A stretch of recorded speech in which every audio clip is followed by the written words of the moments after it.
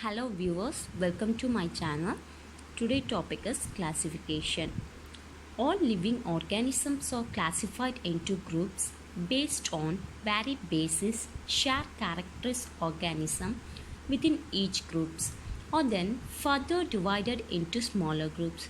These smaller groups are based more detailed similarity within each large group. These grouping systems make it easier for scientists to study certain groups of organisms. Characters such appearance, reproductions, mobility, and functionality are just a few ways which living organisms are grouped together. These specialized groups are collectively called classification. These classifications are 7 levels. First one, kingdom, phylum, class, order, family, genus, species. First of all, we see about the kingdoms. Kingdoms, the most basic classification of living things is kingdoms. Currently, there are 5 kingdoms. That is, animals, plant, fungi, protista, and monera. Living things are placed into certain kingdoms based on their foods, the types of cells that make up their body, and the number of cells they contain. Next, phylum. Phylum is the next level following kingdom in the classification of living things. It is an attempt to find some kingdom physical similarities among organisms within a kingdom. These physical similarities suggest that there is a common ancestry among these organisms in a particular phylum.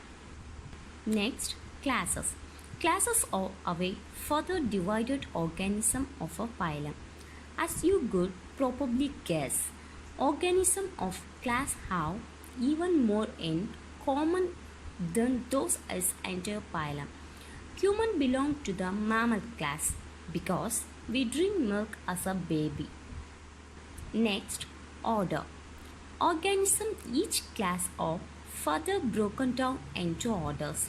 A taxonomy key is nothing more than a checklist of characteristics that determines how organisms are grouped together.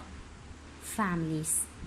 Orders are divided into families. Organisms within a family have more in common than with organism and any classification level about it because they share so much common. Organisms of a family are said to be related to each other. Next, genus. Genus is a way to describe the generic name for an organism. The genus classification is very specific. So, there are a lot of different genera among both animals and plants. When using taxonomy to name an organism, they determine the first part of its biological name. Example, Danus Belexibus.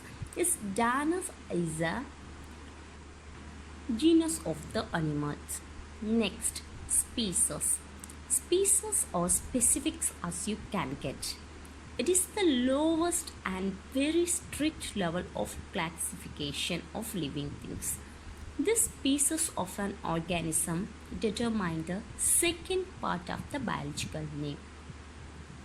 Example, Danus Belexibus. This Belexibus is the species name of that organisms. Thank you for your watching. Hello viewers, welcome to my channel. Today topic is classification.